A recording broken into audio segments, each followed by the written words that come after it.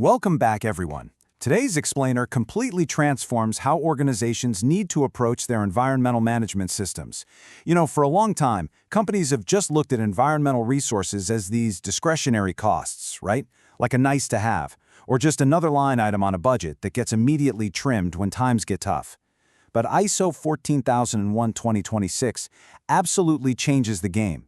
We're diving into Clause 7.1 today, and I'm going to show you how this standard demands a massive shift in thinking. We really need to stop viewing these resources as a burden and start seeing them as the absolute engine of compliance and strategic success. The source material puts this perfectly, stating resources are not merely operational inputs, but strategic enablers. That right there, that is a total paradigm shift. Look, if your organization's environmental policy is just a beautifully worded document sitting on a shelf in some binder, it means absolutely nothing without the strategic enablers to actually back it up. We are literally talking about the difference between just writing a policy and having the real operational horsepower to execute it. So, to really understand this, we need to ground ourselves in the official terminology. Resource adequacy is officially defined as the organizational capacity to support environmental commitments, manage risks, and ensure compliance.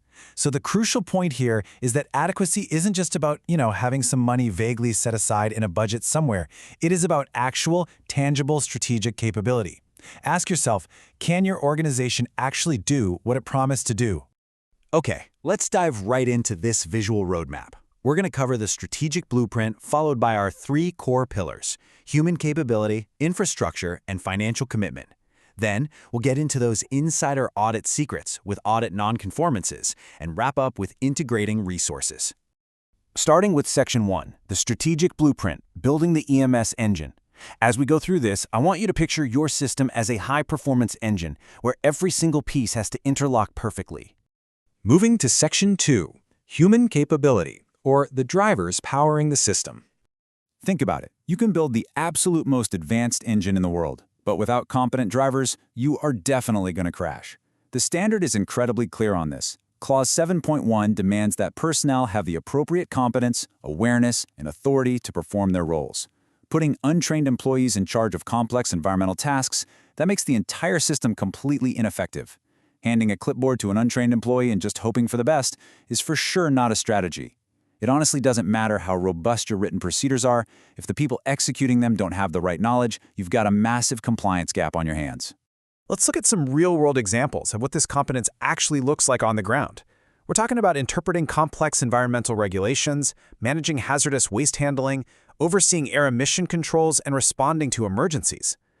Just imagine an overloaded maintenance worker who is suddenly told to handle water sampling, but they have never been trained on specific sampling techniques or the legal thresholds.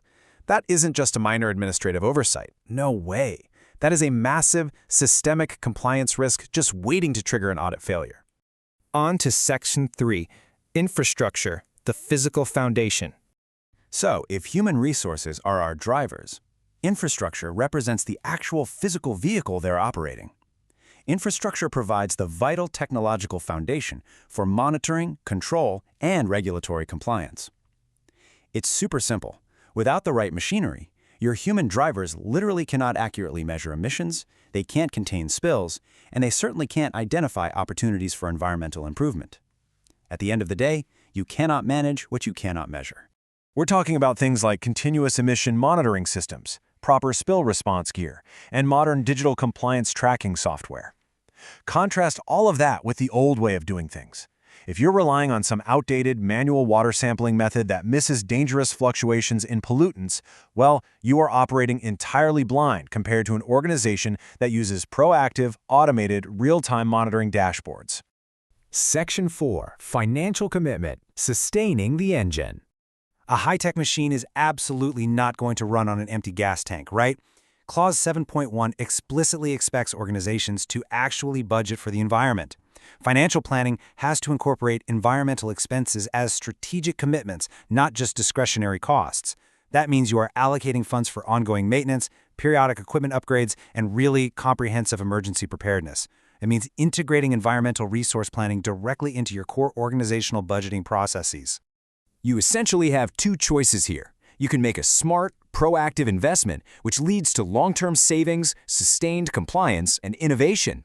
Or you fall victim to reactive spending, and that is the chaotic, massive checks you have to write to cover legal penalties, environmental cleanup, and reputational harm after a hugely costly incident that, frankly, could have been prevented.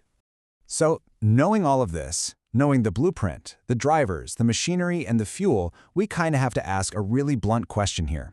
Why do organizations still fail their ISO 14001 audits? Let's get into Section 5, Audit Nonconformances, the Reality Check. This is where we open up the insider's playbook.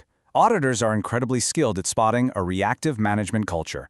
In a proactive organization, resource allocation is heavily planned and strategic. But in a reactive culture, it's entirely incident-driven.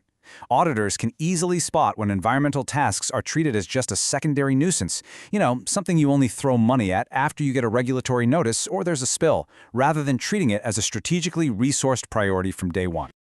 Let's get really specific. Here are the exact under-provisioned nonconformances that auditors actively hunt for. They are looking for overloaded employees who lack specific role training. They are looking for outdated, completely uncalibrated monitoring tech. They will check your logs for delayed infrastructure maintenance, and they will ruthlessly scrutinize your budgets to find unfunded training and improvement programs. Actually, fun fact here, setting an unfunded target is literally one of the absolute fastest ways to fail an audit. If you establish this bold environmental target but allocate zero budget to actually achieve it, an auditor will instantly flag that as a major nonconformance. If you have constraints in any of these three slices, human gaps, infrastructure decay, or financial cuts, you create deep systemic weaknesses. You could have the absolute best trained staff in the whole world, but if their monitoring tech is decaying, the whole system fails. Bold environmental policies really quickly turn into empty, unfunded promises if the pie isn't whole.